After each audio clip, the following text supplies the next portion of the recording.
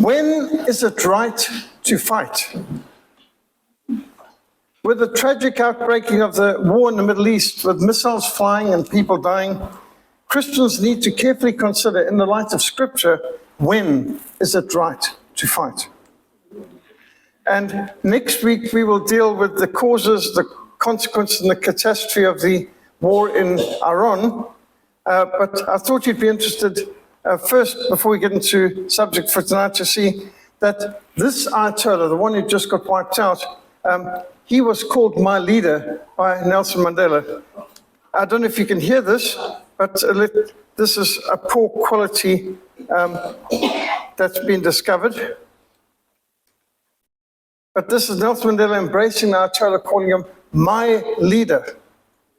And it's very strange because Mandela is meant to be brought up as a Methodist, but then again he did all the witchcraft things too, and he's a hardcore communist too. But he embraced this Ayatollah as my leader, and the ANC government has very close relations with the Iranians, and our SADF leader went all the way to Iran last year to pledge South Africa's support for Iran. Iran bribed the South African government heavily, hundreds of millions of dollars or whatever they used, to take Israel to the International Court of Justice on this genocide charge. So South Africa's been doing the bidding of Iran, and our Foreign Affairs sent a congratulations message to Hamas the day after the October the 7th attacks in 2023. Can you imagine? Head of DIRCO, Foreign Affairs. And we just had the Iranian Navy down here in Cape Town. Well, I believe those ships have been sunk since. But they were here, even though the president said, no, they're not allowed to take part in this because America was objecting. This is a government that's meant to be under sanctions. And the Iranian Navy, one of their ships was not the Iranian Navy, it was actually the Revolutionary Guard, which is, basically a political arm. We should, of course, be praying for the Christians in Iran. I've seen different statistics that there's between 300,000 and 3 million Christians in Iran. There's hundreds of churches in Iran. The persecuted church is in Iran, and we must not forget the Christians caught up in the crossfire. We should be praying for the whole Muslim world, especially as it goes up in fire, because there's really a lot of people who need the gospel there, and I don't know how many people are thinking about that, but we'll get more into that next week. If you want to know how America created this chaos in the Middle East, just look at our Gospel Defense League on Jimmy Carter's foreign policy. It's President Jimmy Carter who betrayed the Shah of Iran, and we documented, into the hands of the Ayatollah, betrayed the stable Western ally in the Middle East, the superpower of the Middle East, into the hands of these radical jihadist crazies. So, tonight, when is it right to fight? The law of God is clear. Exodus 22, verse 2. If the thief is found breaking in, and he strikes so that he dies, there shall be no guilt for his bloodshed. Somebody breaks into your home, you've got the right and duty of self-defense. The law of God establishes the basic right of self-defense. Any person is justified in defending himself or his family whenever they're attacked or whenever their lives are in danger. And any weapon is permissible for use in self-defense. The law of God does not say the homeowner is guilty if he used a sword, but he's innocent if he used a club. The issue isn't one of weapons or tools, it's the right and duty of self-defense, which, by the way, is entrenched in Magna Carta, although you wouldn't know that if you lived in Britain today. They act like that doesn't apply. Notice, God has provided every one of his creatures with weapons. Almost every animal has some means of defense, or for flight or fight, or means of camouflage in the case of the chameleons, to defend themselves and to defend their loved ones. God's equipped his creatures with claws and teeth and talons and quills and horns. The rhinos are a magnificent example. The buffalo you don't want to have an argument with ever. And even the impala, they've got magnificent horns. The kudus have probably the most amazing horns. Like, I think they call them the Swiss Army knife of the wild. And the mountain goats, or they've got hooves. You don't want to be kicked by a zebra or by a giraffe. And of course, elephants have tusks. magnificent tusks, although that's been a bit of a curse as well as a blessing with the lust of ivory poaching, especially people in the Middle East. And how can it be that the Creator has provided his creation with weapons and with the instinct to protect their lives and their young? You don't want to mess with a mother bear's cubs, and you don't want to mess with a lion's cubs either.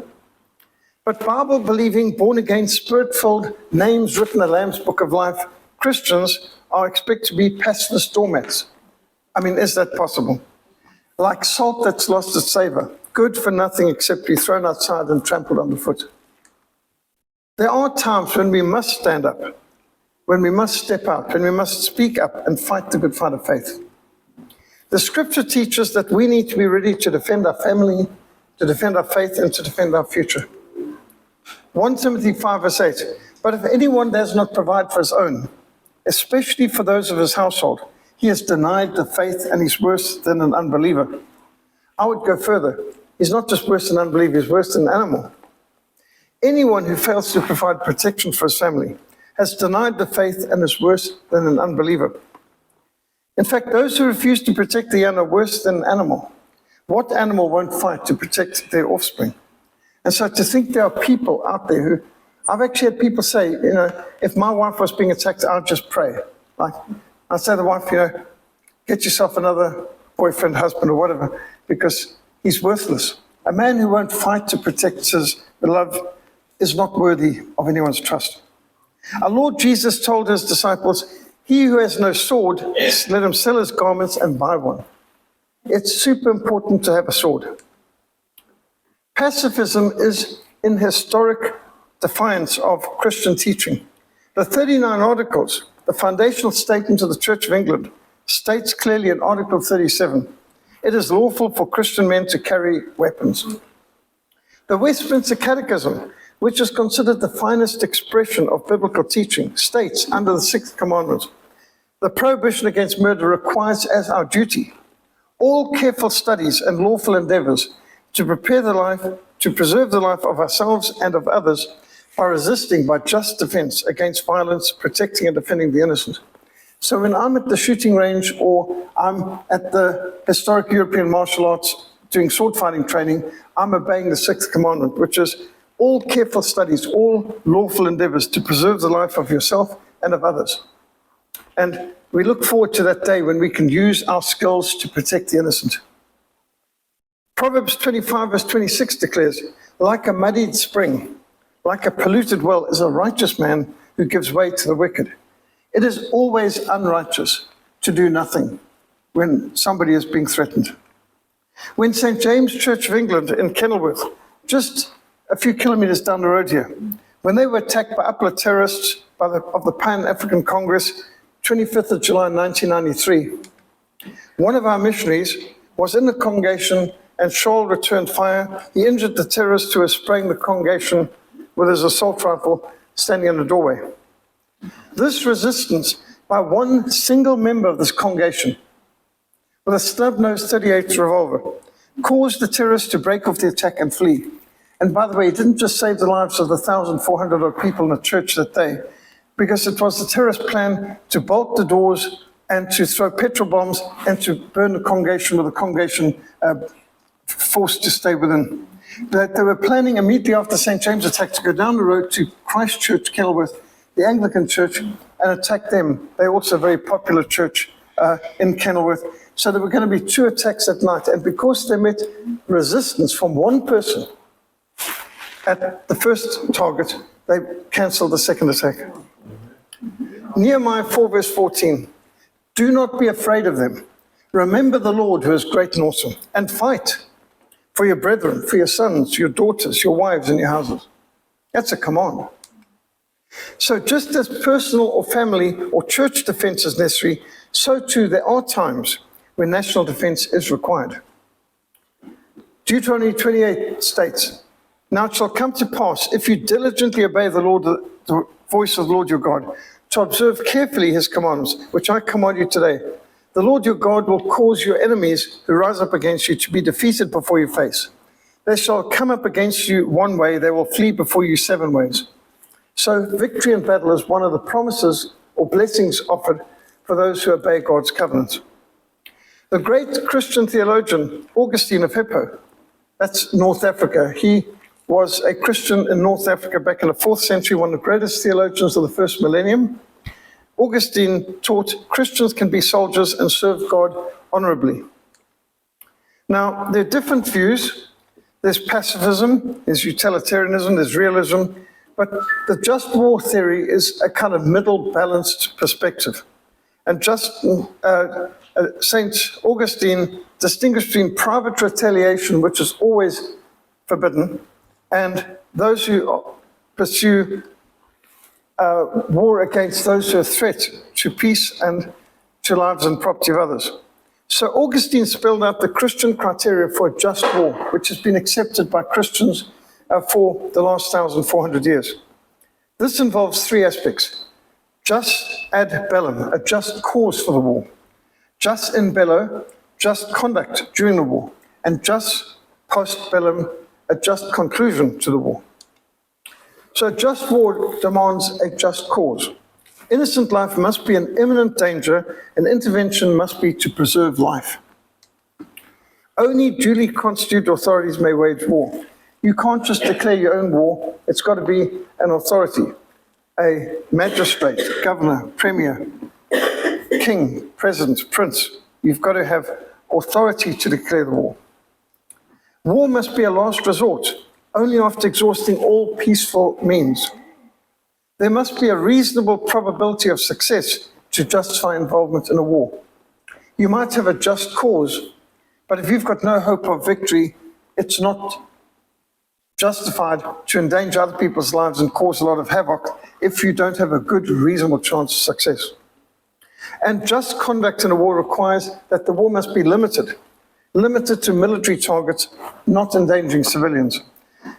You may not even damage the environment. You're not allowed to harm animals, as you will see. The scripture's clear, Deuteronomy 20, soldiers are not to chop down fruit trees during war. Fruit trees are essential for life. You're fighting for the future. You can't be destroying the very things that provide you hope for the future. Destroying fruit trees is forbidden. The benefits of the war must be proportional to the costs and the risks of the war.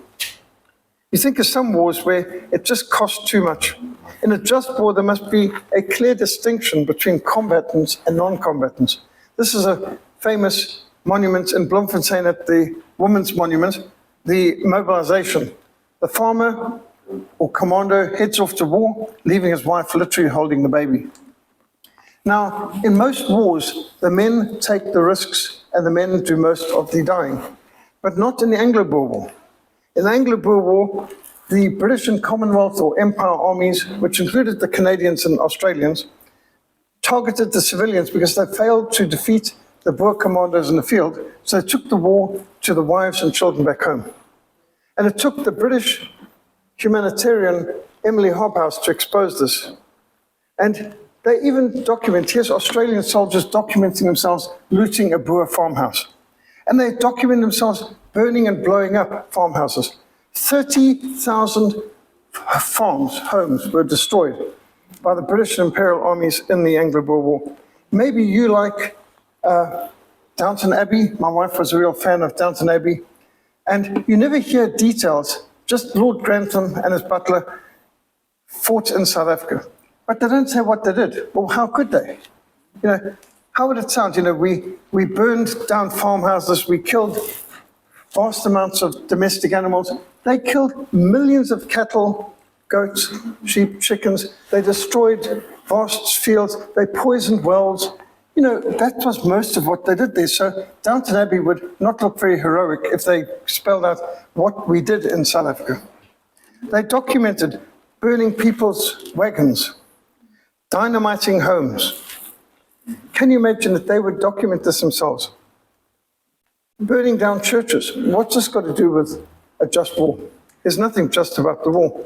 And in taking women and children whose homes they've destroyed, whose wells they've poisoned, and in putting them in bell tents in the middle of winter, in the middle of the wilderness, not a stick of shade anywhere. Absolutely hideous. And you know, when there was even ice on the ground and these women and children are confined in little bell tents, thin canvas, And Emily Hobhouse documents the fact that they called them refugees who they were housing, but the sign said, notice to prisoners of war. You know, you will be shot if you try to pass the inner fence. So what kind of refugee camps are they when they want to shoot you if you try to leave? And then these are the civilians. In this case, Lizzie van Zyl, holding the porcelain doll given to her by Emily Hobhouse. These pictures were taken by Emily Hobhouse. This is not a just war when 18-year-old Miss Porter dies in Bloemfontein of lack of food or lack of medical care. And Gijsbert Johannes Vermeulen at the Wetsdorp, age 12. And these pictures were all made known by Emily Hobhouse, Jaapie van der Berg in Bloemfontein concentration camp, and the church in Lindley. And Emily Hobhouse either produced or commissioned people to put together paintings and needlework showing the scorched earth, the destruction, what was called operations of methods of barbarism. To wage war against civilians is unjust by definition. And you can see from the burning homes and the graveyards in a woman's cap, just depicting what that kind of war meant. 20th century began with scorched earth and concentration camps. In Orange Free State, you can see the Women's Monument and one of the best museums on the Anglo-Boer War anywhere. They've got a wall, as you'd expect, with the names, dates of those who died in the commandos. So this is the list of the men, which includes, on the front of the wall, those who were killed in action, on the back, those who died of diseases or injuries. And it's quite sobering, 5,400 men. But you expect that in a war. What you don't expect is all the women and children who died in the war, which was 6 times more. Now, Emily Hobhouse spoke about 24,000 killed, but that's what she documented back in 1901. But by the end of the war, we now have the names of 35,000 women and children. And they don't just have numbers, they've got names, dates, places. We will remember for our heroines and beloved children. Battle against violence aimed at women. I even found 3 Hammonds on the wall. There was a Petri Johanna Jacoba Hammond, woman, age 19, and her 2 children, Harvey, age 1.5, and Albertus, age 3. The names, it goes on for ages. I mean, just staggering to have the names of the women and children outnumbering the names of men. That's disgusting. No war should ever aim at civilians. For freedom, folk, and fatherland. The enemy combatants who surrender or who are captured are not to be mistreated in any way. That's a key principle of just war. And the worst, most egregious abuse of that was the Katyn Forest Massacre. 1940, the Soviets wiped out all the intelligentsia, the leadership of Poland. Every officer, every non-commissioned officer, judges, admirals, chaplains, shot in the back of the head by the NKVD and attributed to the Germans because, you know, your enemy won't be allowed to defend himself. And so everybody knew amongst the Allies, this was done by the Soviets. Uncle Joe, the brave Allies. And the poor Poles, they were forced for years to believe and to teach in their schools and so on the lie that this was done by the Germans when everyone knew it was done by the Soviets. They even hung Germans at Nuremberg for the Katyn Forest Massacre, for murdering Polish prisoners of war, when even the judges there, which included a Soviet judge, knew this was done by the Soviets. The Soviet judge even declared this the worst crime ever committed in the history of warfare, and pronounced sentences on people who had nothing to do with it. You can get the books. There's now an excellent film in Polish, but with English subtitles. You can view it on Katyn, a very well-made film by the Poles on a disgusting aspect of the Second World War, which the papers only were released in the days of Yeltsin, and now Vladimir Putin has released all of the evidence showing this was a state-sanctioned operation, came from the Politburo, all the Politburo authenticated it, and the Allies knew that this was done by the Soviets to such an extent that you still can't obtain to this day the correspondence of Winston Churchill and Franklin Delano Roosevelt of 1943, when this all came out. And the head of the Polish government in exile, General Sikorski, and his daughter and his entire government in exile were murdered, we think by the British Special Intelligence Service, SAS, which was in Gibraltar, 4th of July, 1943. And all the correspondence between President Roosevelt and Prime Minister Churchill at that time is still sealed to this day, which shows they're hiding something significant. The Poles are convinced that the Americans and British murdered their government in exile because he was wanting an independent international commission into this, while Churchill was saying, look, the Germans did it. And in private, Churchill was admitting, yes, he does believe the Russians committed the Katyn Forest massacre, but for public consumption, no, this was not done by allies, it was done by our enemy. To the extent that Churchill even forbade the Poles in Britain putting up a memorial to the Katyn Forest massacre, which is an admission of guilt. And then there's even worse, if that's possible, 3 million Russians and Ukrainians, Lithuanians, Latvians, Estonians, forced under Operation Keelhaul to go east. They literally pushed with bayonets across the Danube River, Russians, Ukrainians, Latvians, Lithuanians, and Estonians who had fled to the west, many of whom had never lived in Russia.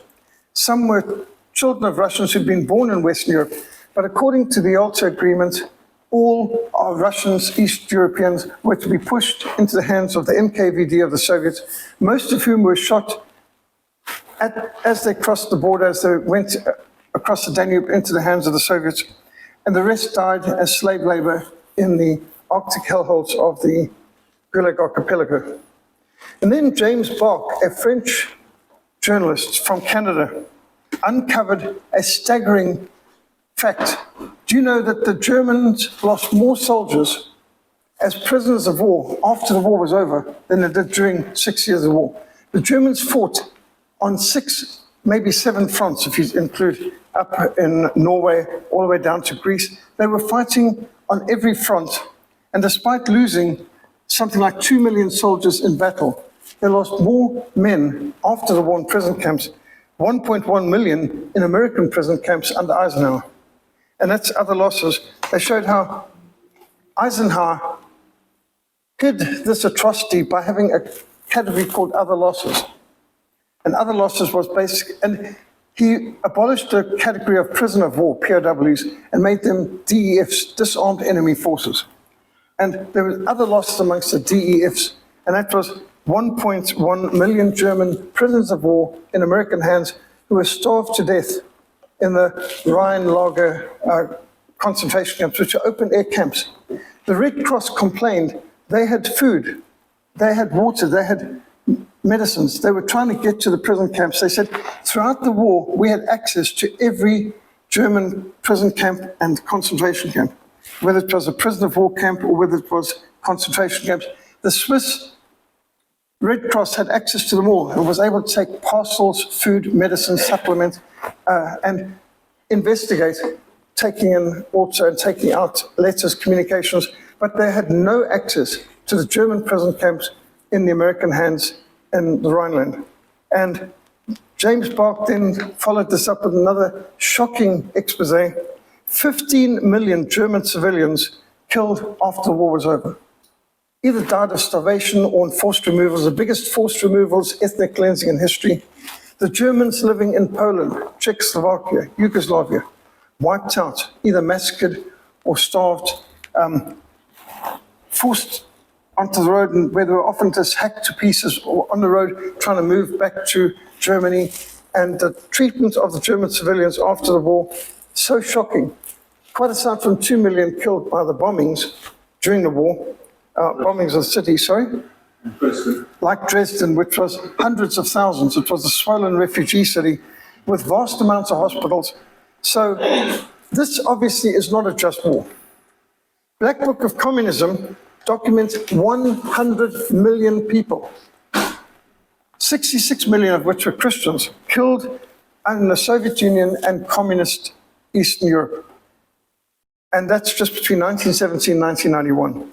This is written by communists, or previous communists. Stéphane Cortaire, the editor of this magazine, editor of the Communisme magazine in France, he edited this book, and this is from the communists' own archives, from their own records, which had then been opened up, documents how the communists killed 100 million people between 1917 and 1991. I quoted this to Nelson Mandela when I met him back in 1995, by the way. And then Professor R.J. Rummel has documented the biggest killer in the 20th century has been governments, secular socialist governments, death by government. He called it democide. That according to political science theory, governments exist to protect and serve their citizens. And he's pointed out that, in fact, governments have been the biggest killers of people in this 20th century. And he documented it's staggering, 268 million people killed by governments in the 20th century. And this includes by the Turkish government wiping out the Armenian Christians, all the way through, of course, the Soviets, Khmer Rouge. We don't have the exact statistics for Red China yet, because their records are still sealed. That government's not been toppled yet. But the best he can, he puts together the stats showing governments of the 20th century is the biggest killers. It's not wars, it's not disease, it's not crime, it's not vehicle accidents, it's not diseases. Governments are the biggest killer in recent years, that's for sure.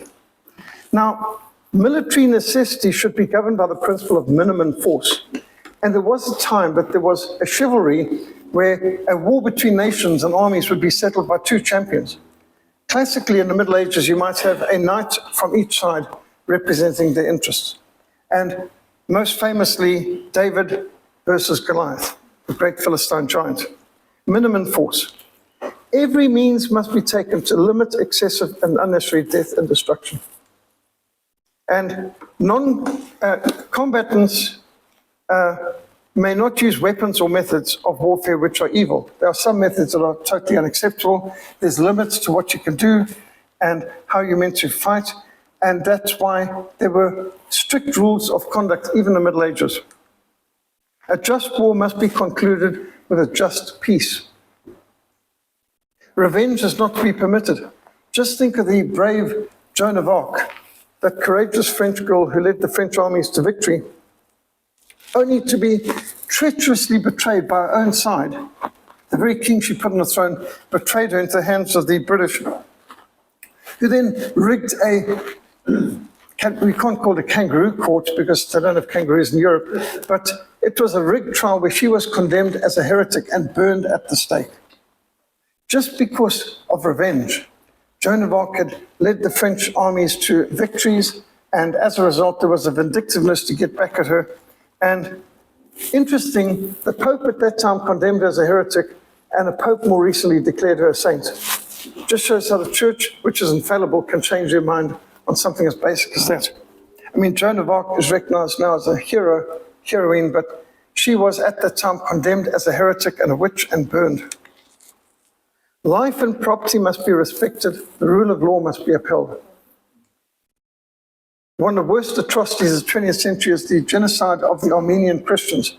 1915, the Turkish Empire unleashed absolute genocide, and that's where the term genocide originates from. Genocide was first coined to describe what happened to the Armenian Christians, which is one of the oldest Christian nations on earth. Armenia turned to Christ back in the 1st century, really. It's a very old Christian civilization. And they were targeted by the Ottoman Turks. This is a memorial for the Armenian genocide. And they've got memorials, that's Armenian flag. And then there's the Holodomor of Ukraine. Do you know, about 11 million Ukrainians were starved to death under Joseph Stalin, Uncle Joe, under what he called land reform, which is dekulakization in the Ukraine, where they basically took away the means of production. They even confiscated the harvest to starve the Ukrainians to death by the millions. And this is called the Holodomor, or the death by hunger, or hunger plague. And these are some of the memorials in Ukraine reminding us of that atrocity. And absolutely staggering. We've got an excellent film worth seeing on this called Bitter Harvest, well worth seeing. Now, by these biblical standards, there have been many senseless and unnecessary wars in which neither side was at all concerned with righteousness, and where both sides share the guilt.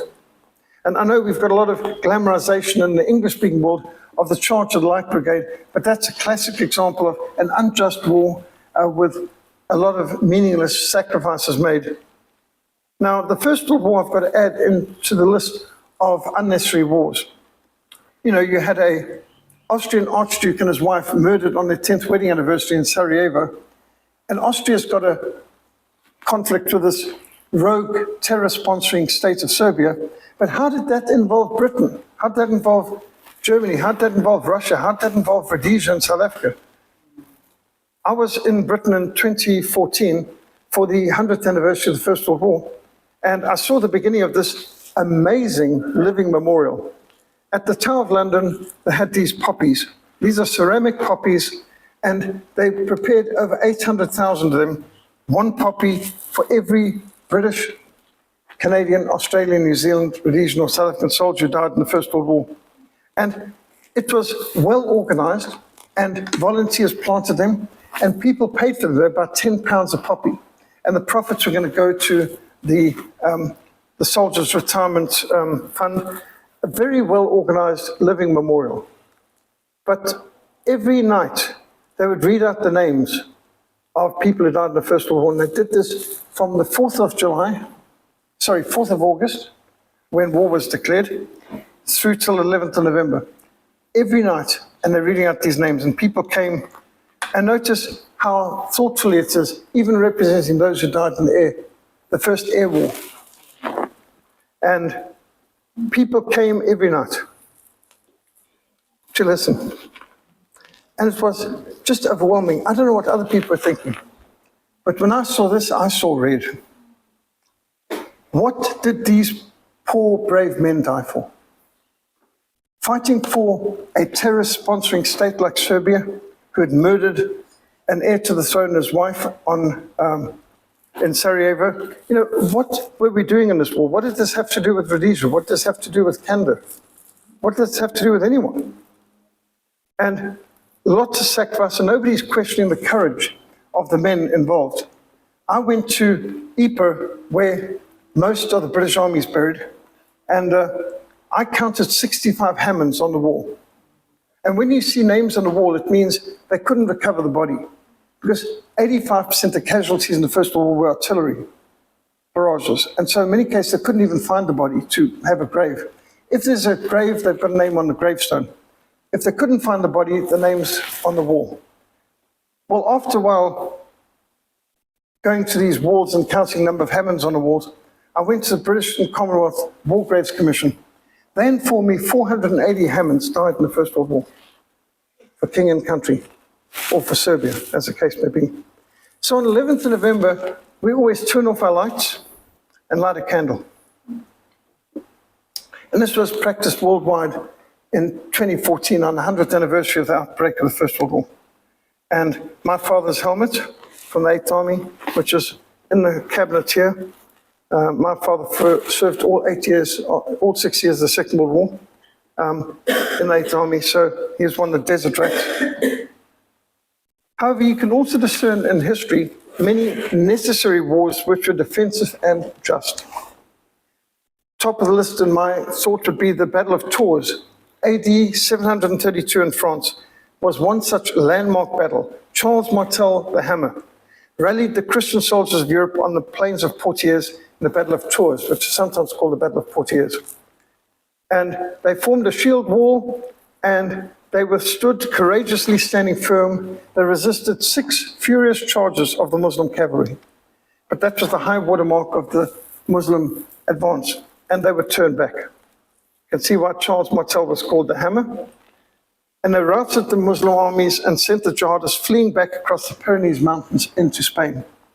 And then there was the Reconquista, 800 years fighting to reclaim Spain and Portugal from Islamic conquest, what they call the Emirate of Cordoba. And they finally succeeded in liberating the Iberian Peninsula, 1492, which is why that's the year that Columbus sailed the ocean blue. Because as Spain won its freedom, they could sponsor this Italian explorer, Christopher Columbus, to go and explore westwards when he discovered the Americas. This is the fall of Granada, which was the classic end of 800 years war of liberation, Reconquista. The Great Siege of Malta of 1565 was a phenomenal just war. A few hundred knights of Malta resisting 40,000 jihadists, one of the most epic siege battles in the history of the world. And the Battle of Lepanto, one of the greatest sea battles ever, which is when the Turkish Navy was defeated by the Austrian and the Spanish navies, which totally routed the Ottomans, October 1571.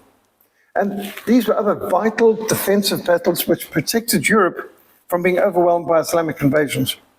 And the lifting of the Turkish siege of Vienna, 1683, was another major turning point, which protected Europe from becoming Eurabia. If you like croissants, croissants were designed by the bakers to celebrate the victory over the crescent moon, hence it's called a croissant. And when you get these croissants today, which are one strip, don't these bakers understand the meaning of croissant? It's meant to be a crescent-shaped pastry. The croissant was to celebrate the lifting of the siege of Vienna, and the reason why it's called croissant is because a princess of Austria, Marie Antoinette, went to France and introduced it to France, which is why they're called croissants, why it's got a French name.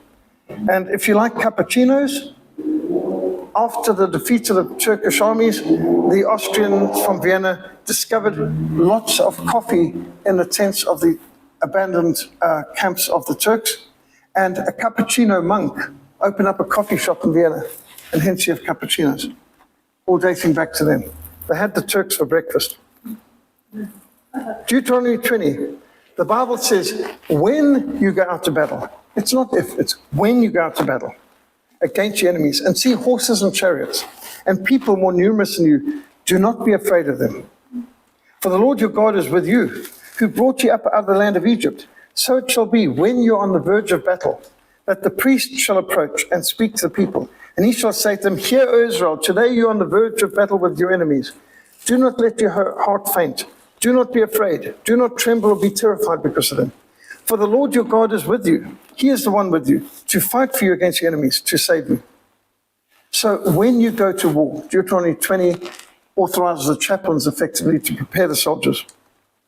Now, many of the Psalms are prayers to God for guidance in war, or hymns of thanksgiving to God for victory in battle.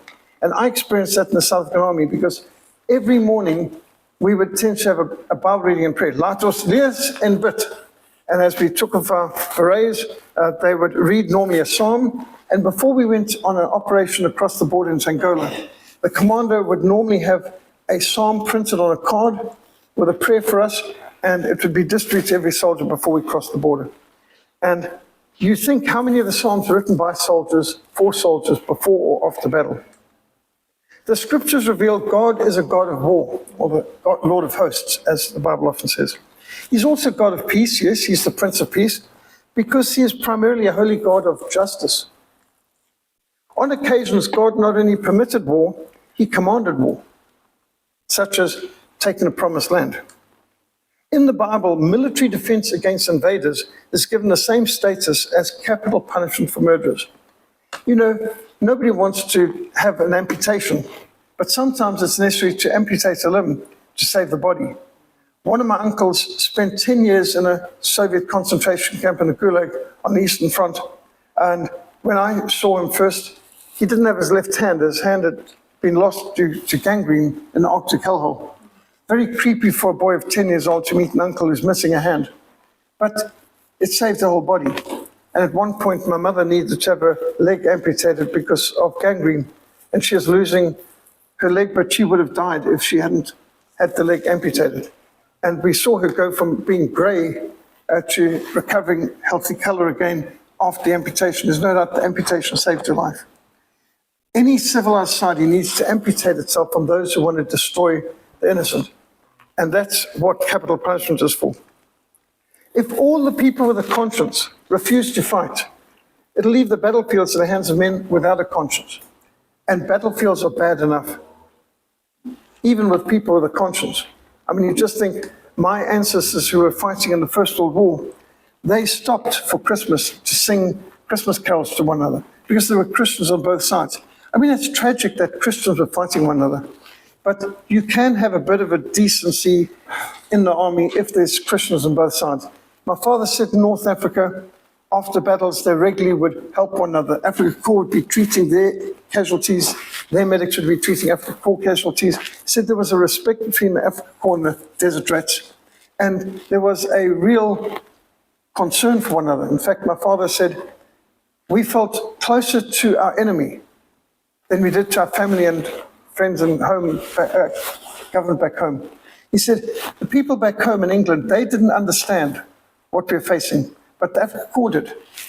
Heat, such heat that my father said, forget about a fire, you just crack the egg over the armored car or over the 25-pound he operated and it would fry the egg. It was so hot, perfectly fried. And lice, dust storms, the conditions in North Africa were so hideous, malaria and all that too, which he said the people back home didn't understand, but the Africa Corps did. And that's why when you've got men of a conscience on both sides, it makes the hideous nature of the war less severe, that you've got a bit of chivalry at least. In fact, one should just say, this is a statue to Donny Turon, one of our famous reconnaissance commanders of the Second Anglo-Boer War. But do you know that General Christian de Wet he really was a Christian. He lost his son in the battle before Kimberley, and when he captured the general under whom his son had died, that British general was wounded, so he put him in a cart and sent him off to British lines because he said, we didn't have much medical care to offer him. So he sent his enemy off to get back to the lines, giving a horse and cart, which they couldn't spare. That kind of chivalry for your enemy, that's the sort of thing I think God expects. However, foreign military adventurism doesn't fulfill the requirements for a just war. And we had a commandant in the Cape, Charles Gordon, the man who later died in Khartoum fighting against the Mahdi's forces, the one who discovered the tomb and the Calvary in Jerusalem where Protestants go today. That same General Charles Gordon, when he was Commandant General of the Cape, he said the Anglo-Zulu War, the invasion of Zululand, was not a just war. We had drawn first blood. The Zulus had not attacked us. We were attacking them. He said he supported the Zulus, not the British. The people in the Cape were outraged. The Commandant General of the Cape took the Zulu side, and then it took the Boer side in 1881 when Britain invaded the Transvaal. And he said, it's not just. And that's why General Charles Gordon was hated by his own people, even as he was respected at that time, and they never gave him a British army to command because he was so critical of these sort of battles and wars. And so foreign military adventurism is not just. I would say instead of sending in the Marines, send in the missionaries. By the way, I've got a nephew who's a Marine, and my wife's nephew up in the States has joined the Marines, and I know he's deployed right now in this war, and he's done 2 tours of duty in Afghanistan. Well, I'd say the missionaries will do a better job winning the enemy than sending in the Marines to fight. There's no military or political solution to the complex crisis endemic to many parts of the world, especially the Middle East. They need the gospel of our Lord Jesus Christ. So instead of intervening in the incessant wars, we need to bombard them with gospel radio broadcasts and ministry through the internet and Bibles online and wholeheartedly work to fulfill the Great Commission. I was at a major missions event, planning event, back in, I think it was 1993. We were off the coast of South Africa, off Port Elizabeth. There's a missions conference, Bless the Nations in PE. And I was in the Lagos Hope ship, and we were having an ultra-secret missionary mobilization training planning program there. Even George Verver was present. And we were deciding how to evangelize the Muslim Middle East. And somebody came up with SAT-7. evangelizing the Middle East through satellite TV. And so I acted devil's advocate. I said, well, how many Muslims in the Middle East have access to satellite TV? And the man said, 50 million. That's back in 93. I said, are you telling me the Bedouins have satellite dishes on the back of their camels? He said, yes, they do. And do you know, Sat7 has now grown to 4 different 24 hours a day programs. They broadcast from Cyprus, which is in the Eastern Mediterranean. They broadcast full-time, 24 hours a day in Arabic. They've got another station broadcasting full-time in Turkish, and they've got another station broadcasting full-time in Farsi, which is the language of Persia, of Iran. And there's another station that just broadcasts to children's programs in the Middle East. They get thousands of emails a day requesting counsel and how to come to the Lord and requesting prayer. And they are doing the most amazing amount of work. So Sat7 is probably doing more good in the Middle East than any other single group that I know of. There's Middle East Christian Outreach, Mecca, also based in Cyprus, which just seeks to help Christian churches in the Middle East, like in Egypt and Syria and in Iraq. Not that there are many Christians left in Iraq by now, after the chaotic shambles of Operation Enduring Freedom, which didn't bring any freedom at all. We will do more to undermine the terrorism and aggression by fulfilling the Great Commission than we ever will through military expeditions. There are frequently alternatives to war, including diplomatic and economic measures, as we look at just now. But there's the more excellent way of Christian love and gospel ministry.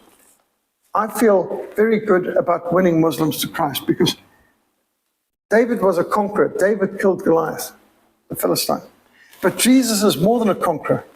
He took Saul of Tarsus, the persecuted church, and turned him into the Apostle Paul, the missionary of the church. We are called to be more than conquerors. The wise Christian doesn't seek to selfishly avoid the problems of the world. The wise Christian courageously steps out in faith to be part of the solution. Consider the example of Switzerland's armed neutrality. The Swiss are not pacifists. They take the national defense very seriously. I was on my way to a ministers' conference near Zurich when I saw what were obviously a shooting range targets. And as we got close, I saw, goodness me, I said, is that a pistol range? No, they said it's a rifle range. Where do they shoot from? No, they shoot from across the valley. Now, how many shooting ranges do you know that shoot across fields and a highway and all that sort of thing? But so when I mentioned it to them, they said, oh, we're very good shots. And I said, I'm sure you are. But, you know, imagine shooting over houses and everything else to get to the shooting range on the other side of the valley. They said, well, we don't have much land to spare, so we've got to make wise use of our land. I ended up in this home in Kaltbrunn, which is the mission station of Quastermansee up in Switzerland. And I saw a young man sitting across the table from me, and I said, oh, you're in the army? And he laughed and said, of course, we're all in the army. Switzerland doesn't have an army. Switzerland is an army. So my father-in-law, Bill Bathman, was sitting there and said, how long would it take you to get ready for war? And he said, I don't know. Bill Bathman said, can I time you? I said, what, now? Yes, now. Bill Bathman clicked his stopwatch. He always had a stopwatch. And 5 minutes and 20 seconds later, the man was there, boots laced on, in his uniform, with his rifle, magazine in. And then his sister got excited. She pulled out another machine gun. And then brothers and other sisters pulled out other weapons, First World War, Second World War, Cold War, and even a sword. The national sport of Switzerland is target shooting. You know, just think of William Tell, crossbow. Well, today they make great rifles.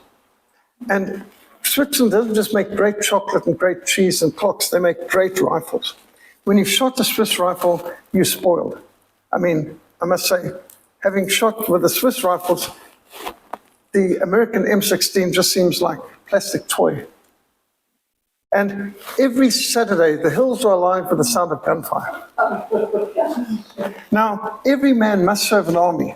But in Switzerland, if you're a woman and you would like to shoot, the government will give you a rifle and crates of ammunition free. Because they want to encourage the people to shoot. I mean, how's that for women's rights? And in school, shooting is part of the curriculum. They start with air rifles and they work their way up. And in Olympic sports, the Swiss tend to win when it comes to shooting. I mean, that's part of it's like ice skating in Finland. Everybody does it. And they have great weapons. And so it's not unusual to see people in the shops with a weapon. They're probably on their way to the shooting range or back and so on. And for some reason, home invasions are unknown in Switzerland. Switzerland's army is made up of clockmakers and confectionerists, of the baker, the butcher, the candlestick maker. They're all involved in the army. And on Saturdays, you can see them out there doing maneuvers and training. It's great. And this is a country that has survived multiple world wars because while Germans, Italians, and French have murdered one another by the millions in the First and Second World War, in Switzerland, they've stayed neutral.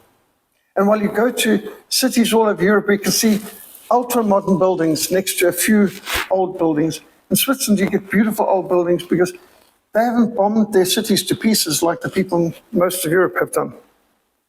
And they have got whole hollowed out mountains where the inside of the mountain are whole cities. Switzerland can put 140% of their population in nuclear bomb-proof shelters and feed them for 10 years. They are prepared.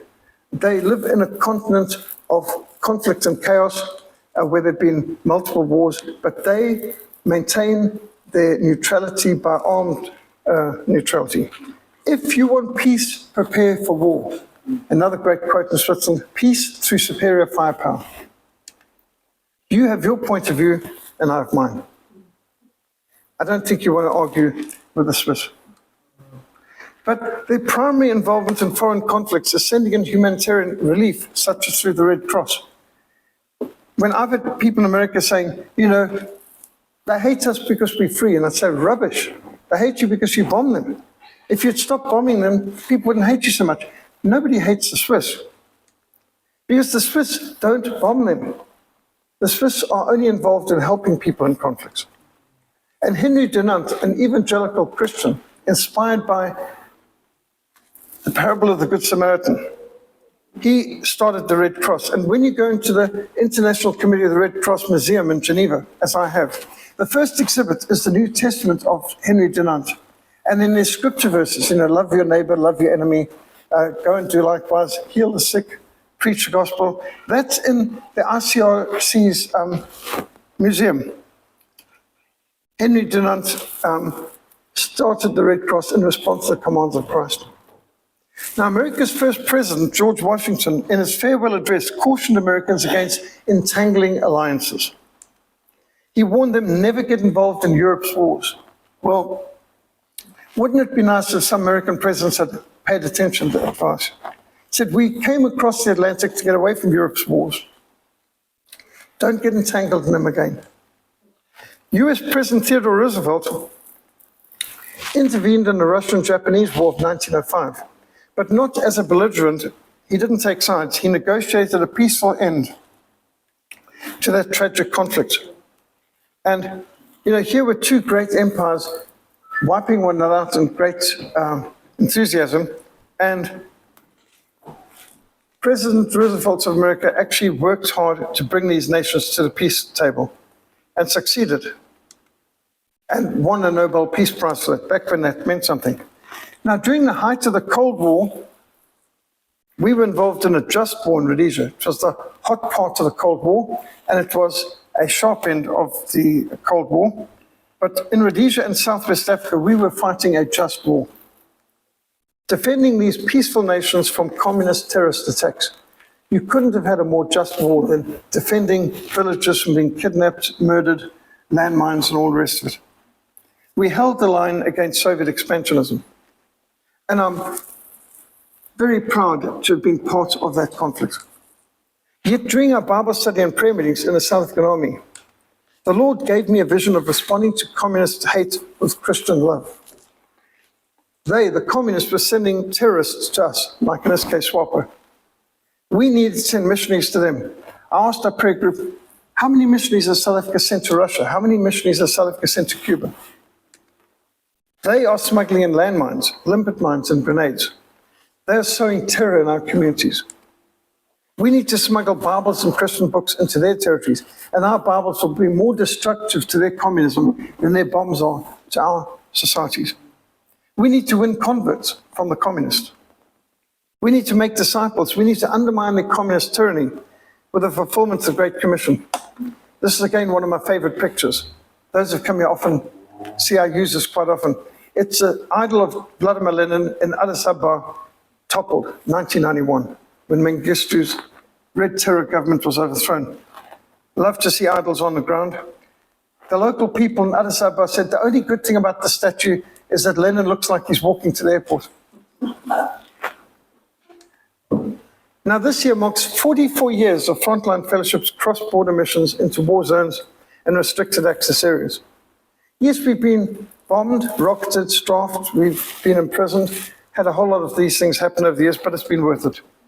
And Frontline, Behind Enemy Lines for Christ, recounts many of the previously untold stories and testimony of how God used this initiative for the extension of his kingdom, winning communists to Christ, winning Muslim jihadists to Christ, and helping bring some countries to freedom like South Sudan. By God's grace, this book is now available in hard copies, as ebooks, and as print on demand worldwide.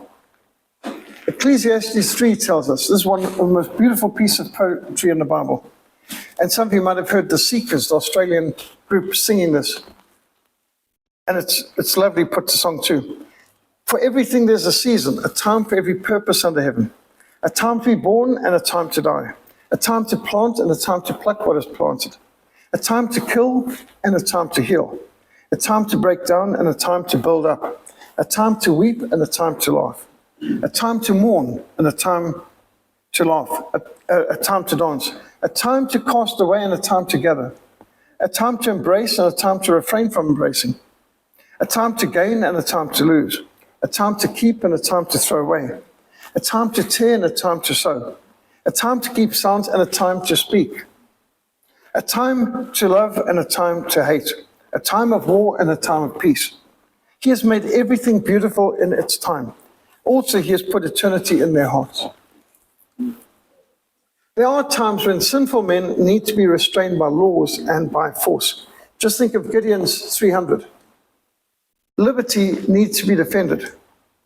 Freedom often comes through, and freedom often needs to be maintained by hard fighting. Just think of the Crusaders. Like a muddied spring or polluted well is a righteous man who gives way to the wicked. If all the Christians became pacifists, would all Muslims, atheists, and communists also become pacifists? Not likely. It's useless for the sheep to pass resolutions in favor of vegetarianism while the wolf remains of a different opinion. For those pacifists hoping for worldwide peace, listen to the words of our Lord Jesus. I do not think I've come to bring peace on earth. I did not come to bring peace, but a sword. Matthew 10:34. I produced the book, The Christian at War, which has since been translated into Afrikaans, German, and Spanish. And I've got a summary of that, a tract in our stand here that you may take and show to others. War in the Christian, which is not the same as the presentation we're given tonight, but it's a supplementary one, primarily aimed at soldiers in the army. Blessed are the peacemakers, for they shall be called sons of God. Not blessed are the pacifists. Peacemaking takes effort. You have to make peace. It takes action. Sometimes military action. By the way, this is what young men in South Africa aged 19 and 20 used to look like. That was our gap year. Gap 2 years. Most times it takes missionary action, which will accomplish much more than any military action. You have never lived until you've almost died. And to those who fight for it, life has a flavor the protector will never know. Now, we heard that quote in army enough times. May God find us faithful to his word, and may we be prepared to defend the defenseless and to rescue the innocent. When we have to fight, may God grant that we will be fast and accurate. Make disciples, teach obedience to all things the Lord has commanded. The Bibles of the Christians are more powerful than the bombs of the Muslims and Marxists.